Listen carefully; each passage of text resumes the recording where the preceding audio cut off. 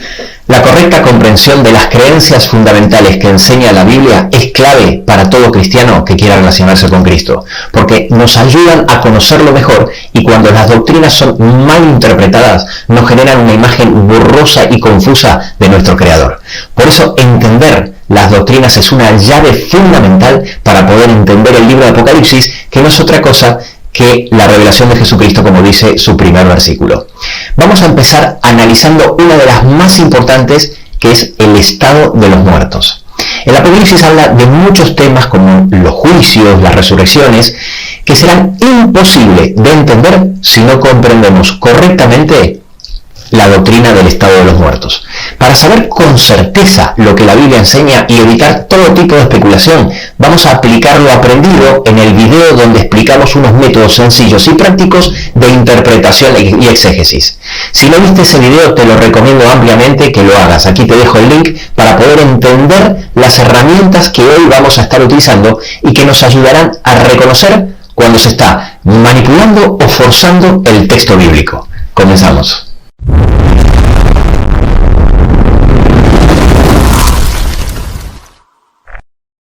Con respecto al dogma del estado de los muertos, hay dos creencias contrapuestas entre sí, las cuales vamos a llamar creencia 1 y creencia 2.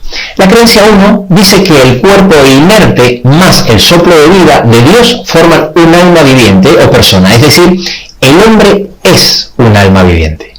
Por el contrario, la creencia 2 enseña que dentro del cuerpo está el alma y el espíritu, es decir, el hombre tiene un alma.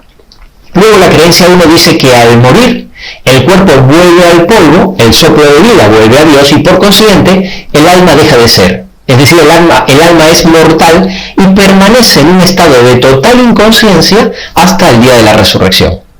La creencia 2 enseña todo lo contrario, que al morir el cuerpo sí vuelve al polvo, pero el alma va al cielo o al infierno según corresponda, es decir, el alma es inmortal y permanece allí de forma consciente.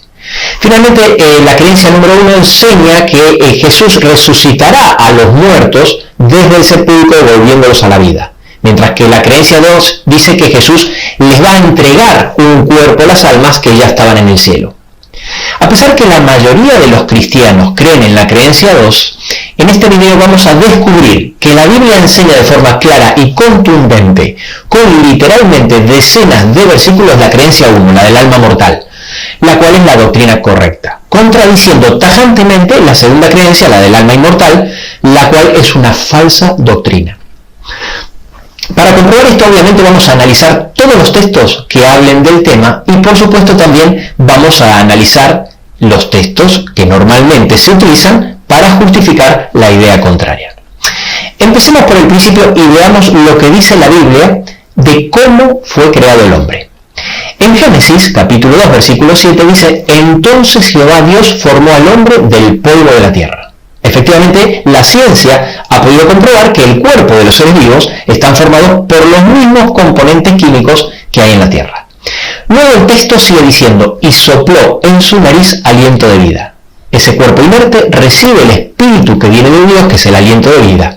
En el Antiguo Testamento se lo llama en hebreo ruach y en el Nuevo Testamento se lo llama en griego pneuma. La ciencia puede arrancar cualquier motor que tenga todas sus partes en funciones, pero muchos científicos a lo largo de la historia han dedicado toda su vida a revivir un cuerpo muerto. Pero a pesar de que estuviera intacto, con todas sus partes y órganos funcionando, jamás lo consiguieron, ni aunque el cuerpo haya sido perfectamente preservado y congelado intacto. Llegaron a la conclusión de que faltaba algo. No importa cuánto lo hayan intentado los científicos, ni cuánto lo sigan intentando. Nunca lo lograrán, porque una vez que el aliento de vida que proviene de Dios se va, ya no puede ser revivido. Así de sencillo. Y finalmente el texto termina diciendo: y fue el hombre un alma viviente, es decir, un nefesh. Cada vez que aparece la palabra alma en el Antiguo Testamento, en hebreo es nefesh, y en el Nuevo Testamento, en griego, se pronuncia psihi, y admite dos transliteraciones, suje o psique. Nosotros vamos a usar suje, que es la que se asemeja más a nuestra fonética española.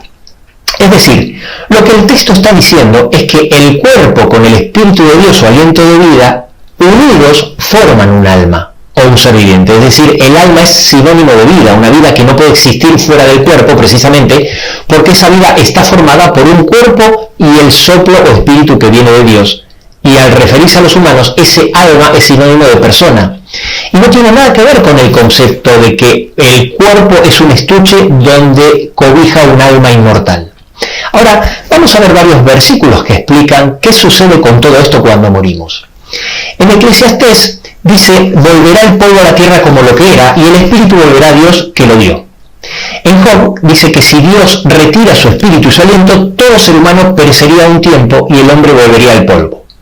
En Santiago y en Salmos tenemos la misma idea. Aquí te dejo los versículos. Es decir, son varios los versículos que en la misma sintonía de lo que veníamos explicando nos dice que al morir el espíritu o aliento de vida vuelve a Dios y el cuerpo vuelve al polvo. Si el alma es inmortal, ¿no sería lógico que el texto bíblico explique lo que pasa con el alma en vez de hablar solo del cuerpo y del espíritu? No lo hace simplemente porque el alma no va a ningún lado, sino que deja de ser.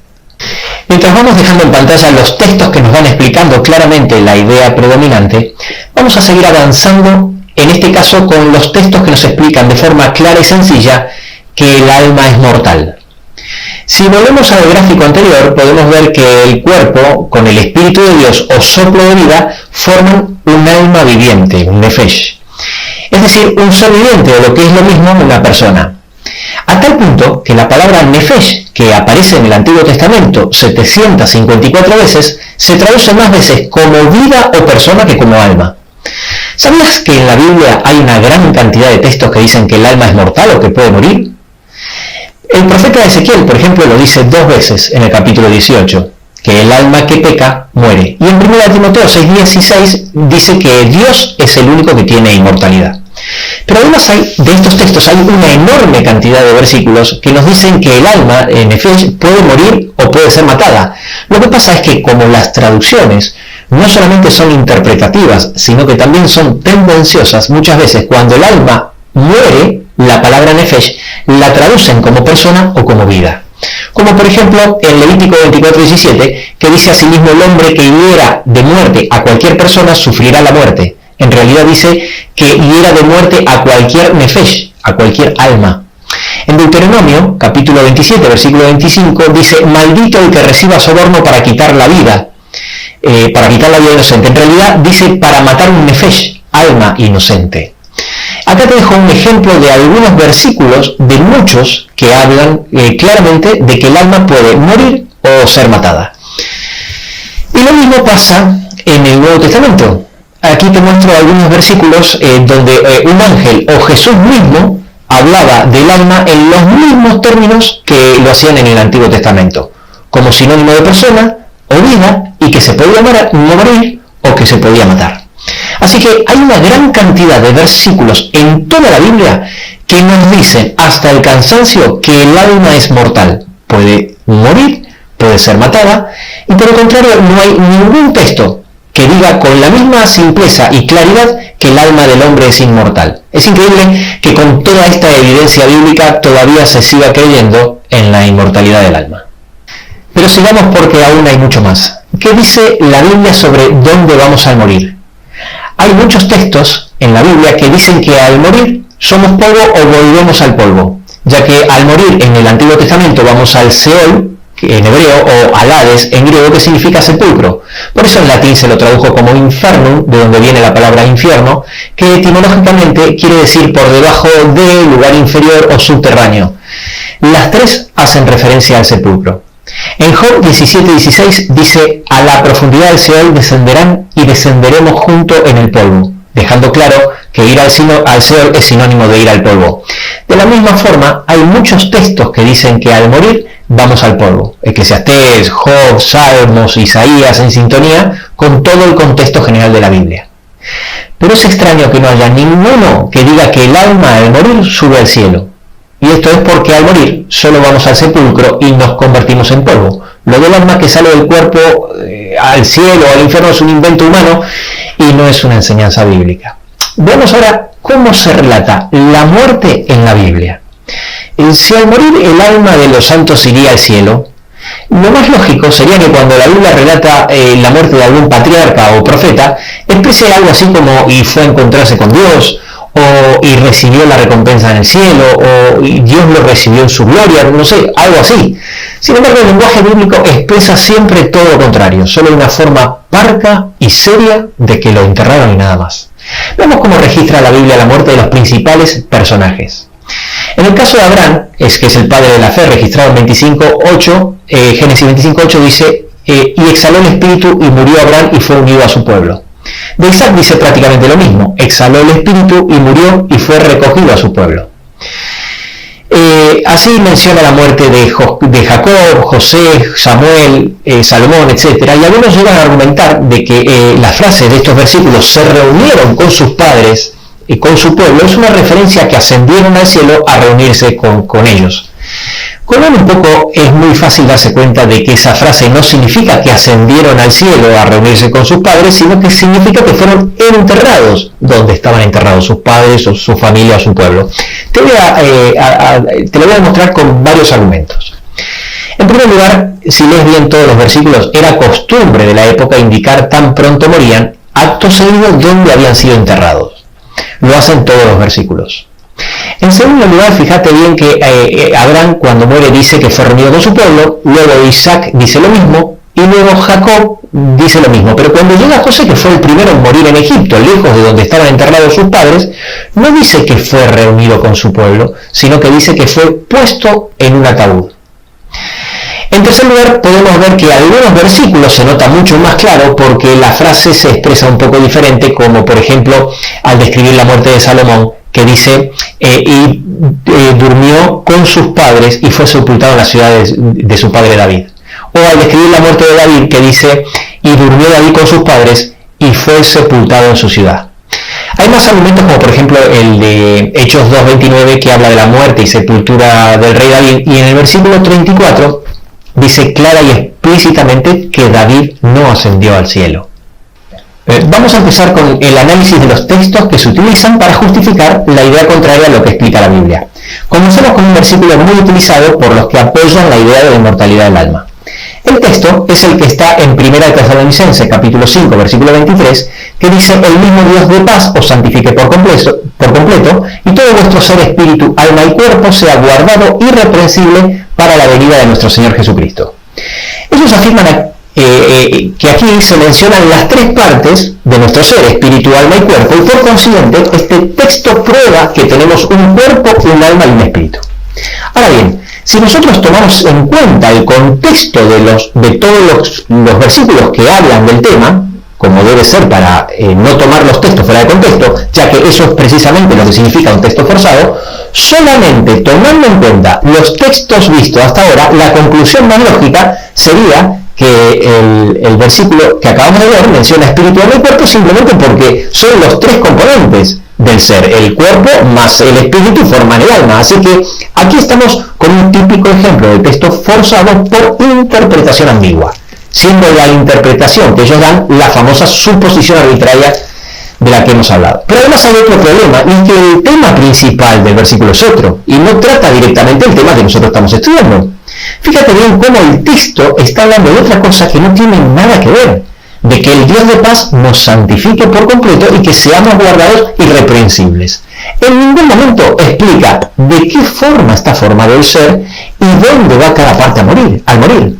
Aquí te paso en pantalla los textos analizados hasta ahora, por si tienes alguna duda y quieres analizarlos con pausa, para que puedas ver la diferencia de cómo estos textos sí que hablan del tema que estamos estudiando. Analicemos otro versículo que también se utiliza muchísimo para justificar que poseemos un alma.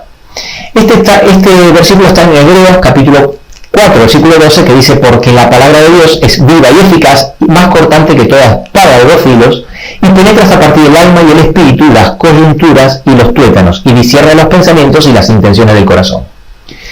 Es el mismo caso que el versículo anterior. Su interpretación es ambigua, el tema principal es otro, y se obtiene la idea contraria con suposiciones arbitrarias. Pero además, con otro agravante, que es una metáfora, ya que está hablando de la Biblia como una espada de dos filos. En las metáforas usan palabras para generar una emoción en el lector con connotaciones diferentes de las que tendría en el sentido literal, porque son de uso figurado, y precisamente es por este motivo que las metáforas, al igual que las parábolas, son interpretadas siempre a la luz de la doctrina verdadera y nunca al revés. De paso, en el Nuevo Testamento, incluso después de la muerte de Cristo, la Biblia relata la muerte de la misma manera que en el Antiguo Testamento. A modo de ejemplo, aquí tenemos un versículo de Juan el Bautista, al cual Jesús llamó el mayor de los profetas, que fue primo de Jesús. Se le dice que tomaron el cuerpo y lo enterraron. Y de Esteban, que fue el primer mártir cristiano, mientras lo apedreaban, dijo: recibe mi espíritu, y durmió. En total coincidencia siempre con los textos anteriores, respaldando de forma unánime la doctrina bíblica que enseña que el espíritu vuelve a Dios y el alma deja de ser. He dejado a Moisés para el final de esta etapa, ya que el caso de Moisés es totalmente diferente.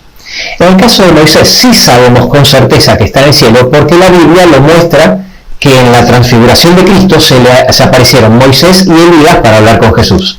Por consiguiente, los que defienden la inmortalidad del alma dicen tener en la aparición de Moisés una prueba irrefutable de que al morir vamos al cielo, porque Moisés sí que murió y sabemos que está en el cielo. En el caso de Elías es irrelevante y no hace falta tomarlo en cuenta, ya que la Biblia menciona en 2 de Reyes, capítulo 2, versículo 11, que Elías ascendió al cielo sin conocer la muerte. Y por consiguiente no entra en conflicto con el tema que estamos tratando del estado de los muertos.